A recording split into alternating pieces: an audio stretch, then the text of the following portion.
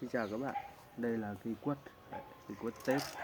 Đấy, là mình có vườn nhà mình thôi, vườn nhà mình rất rộng, cho nên là sau khi mà chơi quất xong thì mình sẽ mang ra vườn trồng này. Đây là cây quất thế.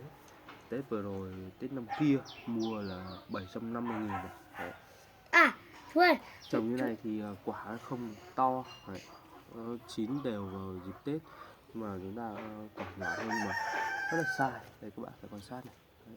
Tha hồ quả mà quả quất này ăn thay chanh được. Đấy. Rất là thơm. Thôi, có phải là Độ chua thì như vậy nhưng mà nó khá là thơm. Đấy, các bạn nhìn cao hơn một chút. Đấy. Quất thế đấy.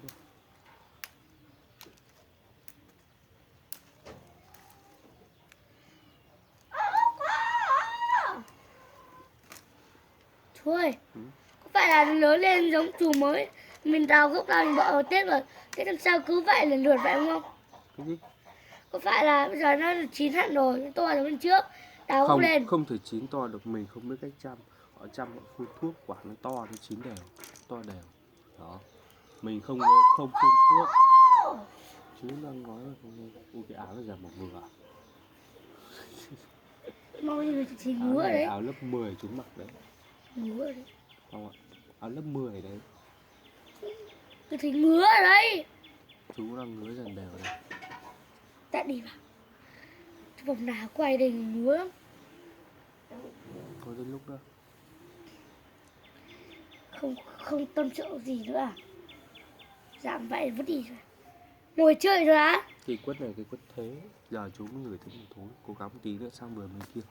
Cháu vào lấy một cái đọt. Đây bọ xít. Cháu không ngồi chỗ không có bọ xít. Cháu sao cơ? Cháu vào lấy ghế đỏ đó ngồi. Cháu rất là săn cơ. Không là ghế đỏ cháu đâu. Cái xanh là ghế nào?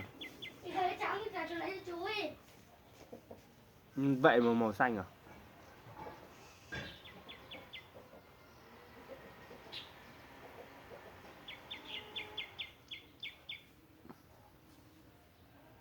Quả rất là sai chịu.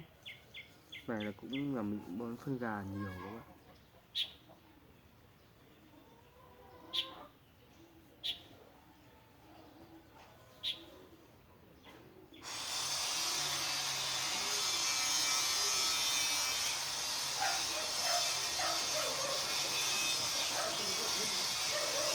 Ông không làm ở đấy nữa à? Hả? Không làm ở đấy nữa à? Không biết thấy bố cháu ơi, ông đi đâu ấy? Bố cháu đang làm gì? Đang làm gọi thuế gọi. Bố cháu làm ship bên trong cô bê đâu ấy. Chứ không ở